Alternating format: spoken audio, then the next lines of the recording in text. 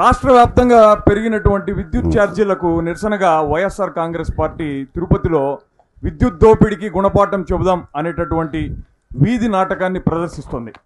చంద్రబాబు నాయుడు గారు ఎలాంటి వాళ్ళో మీ అందరికీ నేను ప్రత్యేకంగా చెప్పనవసరం లేదు. ఆయన అబద్ధానికి ఓ బ్రాండ్ అంబాసిడర్. అసత్యమునే పలుకోవాలను అంటూ అధికారంలోకి వచ్చారు. 5 ఏళ్ల పాటు విద్యుత్ ఛార్జీలను పెంచనని 5 నెలలకే ప్రజలకు షాకుల మీద షాకులు ఇస్తున్నారు చంద్రబాబు.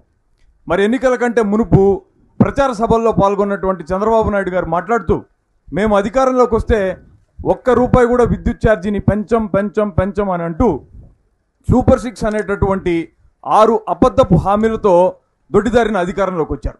మరి అధికారంలోకి వచ్చిన తర్వాత ఈ విద్యుత్ ఛార్జీల పెంపు పైన ముఖ్యమంత్రి చంద్రబాబు నాయుడు గారు, ఉప ముఖ్యమంత్రి పవన్ కళ్యాణ్ గారు, మరో మంత్రి నారా లోకేష్ గారుల మధ్యన జరిగేటటువంటి ఆసక్తికర సంభాషణని ఒక్కసారి చూద్దాం.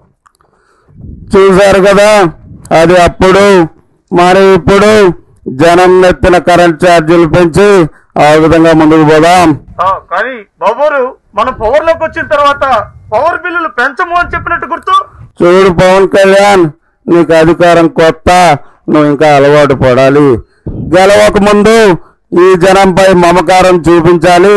గెలిచిన తర్వాత వీళ్ళ చేత కొరివికారం తెరిపించాలి. అదే నా పాలసీ. చెప్పిన అబద్ధం చెప్పకుండా చెప్పి అధికారంలోకి రావాలి. వచ్చిన తర్వాత మనం ఏం చెప్పామన్నది మనం మర్చిపోవాలి. నీకో విషయం తెలుసో లేదో, నిజం నా నిజం కాదు. ఒకవేళ నేను నిజం చెప్తే నా తల 1000 ముక్కలు అవుతుందనే శాపం ఉంది, తెలుసా నీకు? నిజమేనేమో బాబు గారు, మరి అందుకేనేమో నేను మీకు శిష్యుడిగా వచ్చాను. వస్తే వచ్చావు గాని గురువుకు మాత్రం పంగనామం పెట్టద్దు. ఎంత మాట బాబు గారు, చిన్నప్పుడు నేను నా గురువుల్ని. అబ్బో, ఏం మాట్లాడినా నీ చైల్డ్హుడ్కి లాక్కెళ్తావు. సెల్ఫ్ డబ్బా తగ్గించు, సెల్ఫిష్ నేర్చుకో. అది సరే కానీ బాబు గారు, కరెంటు ఛార్జీలు పెంచితే ఈ జనమంతా ఊరికే ఉంటారా? ఊరుకోక ఏం చేస్తారు? 3 సార్లు ముఖ్యమంత్రి చేసి ఈ రాష్ట్రాన్ని అప్పుల పాలు చేసిన, సంపద సృష్టిస్తానని చెప్తే నమ్మి వీళ్ళంతా ఓట్లేశారు. వీళ్ళకి మించిన అమాయకులు ఎవరైనా ఉంటారా? 100 అబద్ధాలు ఆడి పెళ్లి చేస్తారో లేదో నాకు తెలియదు, కానీ 1000 అబద్ధాలు ఆడైనా సరే అధికారంలోకి రావాలనే నేను నమ్ముతాను. తమరు నిజ స్వరూపాన్ని చెప్పారు బాబు గారు. చూశారుగా చంద్రబాబు అంటే ఏంటో. అన్నమాట మీద అస్సలు నిలబడరు. కుర్చీ ఎక్కినాక మడత పెట్టి మరీ జనాన్ని తంతారు. పాపం ఈ విద్యుత్ ఛార్జీల పెంపు కారణంగా సామాన్య ప్రజలు ఎలాంటి ఇబ్బందులు పడుతున్నారో ఒక్కసారి చూద్దాం. ఇక్కడ మనతో పాటుగా ఒక సాధారణ గృహిణి ఉన్నారు. నెల మొత్తానికి తనకు వచ్చే చాలీచాలని సంపాదనతో తన కుటుంబం ఈ విద్యుత్ ఛార్జీల పోటు కారణంగా ఎలాంటి ఇబ్బందులకు కష్టాలకు లోనవుతుందో ఆవిడ మాటల్లోనే. తల్లికి వందనం అంటే వంచన అని తెలుసుకున్నాం. ప్రతి బిడ్డకి 15,000 అంటే అరచేతిలో స్వర్గం అని అర్థమైంది. జగనన్న ఉంటే జూన్లోనే డబ్బులు పడేవి. పథకాలు ఇస్తానని చెవిలో పూలు పెట్టాడు చంద్రన్న. కరెంటు ఛార్జీలు పెంచి వైర్లల్లో షాకులు ఇస్తున్నాడు. అప్పులు చేసి మరీ కరెంటు బిల్లులు కడుతున్నాం. చెప్తున్నా వినండి, చంద్రన్న వచ్చాడు అంటే జనాలకి షాక్ ట్రీట్మెంట్ తప్పదు. సంపద సృష్టిస్తాను, ఆర్థిక వృద్ధిని చేసి చూపెడతాను అని ప్రగల్భాలు పలికేటటువంటి చంద్రబాబు నాయుడు గారి హయాంలో ఒక సగటు వ్యాపారస్తుడు ఈ విద్యుత్ ఛార్జీల పెంపు కారణంగా ఎలాంటి వ్యతలకు లోనవుతున్నాడో, అతని కష్టాలు కన్నీళ్లు ఎలా ఉన్నాయో అతని అంతరంగంలోకి ఒక్కసారి తొంగి చూద్దాం. ఈ బాబన్ అంటే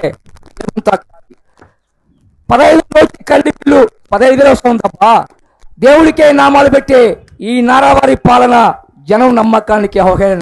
నేను నిరంతరం కష్టపడి సంపాదించిన సంపాదన అంతా ఈ కరెంటు బిల్లు కట్టేస్తే నా కుటుంబాన్ని ఏ విధంగా పోషించాలి? నాలాంటి సగటు మనిషి యొక్క బాధలు, ఆవేదనలు, ఆక్రందనలు ఈ ప్రభుత్వానికి పట్టదా? ఈ ప్రభుత్వానికి దండోరా బాబు. రైతు దేశానికి వెన్నుముక అని అంటారు. మరి అలాంటి రైతు నడ్డి విరిచి మూల కూర్చోబెట్టినటువంటి చంద్రబాబు నాయుడు గారి ప్రభుత్వపు విద్యుత్ ఛార్జీల భారం రైతుని ఎంత కష్టాలకు, కడగండ్లకు, కన్నీటికి పాలు చేస్తోందో, రైతు ఎంతటి ఇబ్బందులు పడుతున్నాడో, రైతు మనోగతం ఎలా ఉందో ఒక్కసారి చూద్దాం. చంద్రబాబు గారు పెట్టుబడి సాయం చేస్తానని చెప్పి ఎత్తుబడి చేస్తున్నాడు. అదేవిధంగా స్మార్ట్ మీటర్ల పేరుతో మమ్మల్ని చావుబారుతున్నాడు. అధికారం దక్కిందంటే మనకు పవర్ బిల్ పెరిగిందని అర్థం. ఈ విధంగా కరెంట్ ఛార్జీలు పెంచడం వల్ల, గిట్టుబాటు ధర లేకపోవడం వల్ల నేను ఈ వ్యవసాయం చేయలేకపోతున్నాను. ఈ సమస్యకు నాకు చావే పరిష్కారం.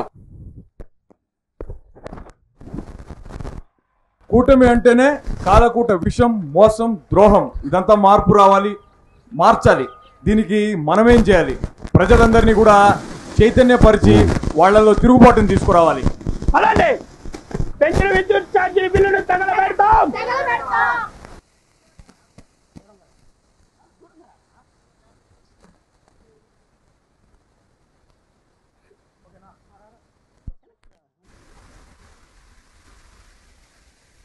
2029 నాటి కూటమి ప్రభుత్వానికి బుద్ధి చెప్తాం.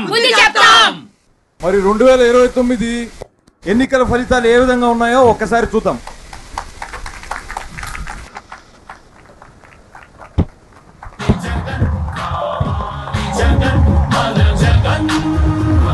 నమ్మకం అంటే జగన్, సంక్షేమం అంటే జగన్. కూటమికి రోజులు దగ్గర పడ్డాయి. కష్టాలు నష్టాలు ఎక్కువ రోజుల పాటు ఉండవు. వచ్చేది మనమే, గెలిచేది జనమే. జై జగన్, జై జగన్.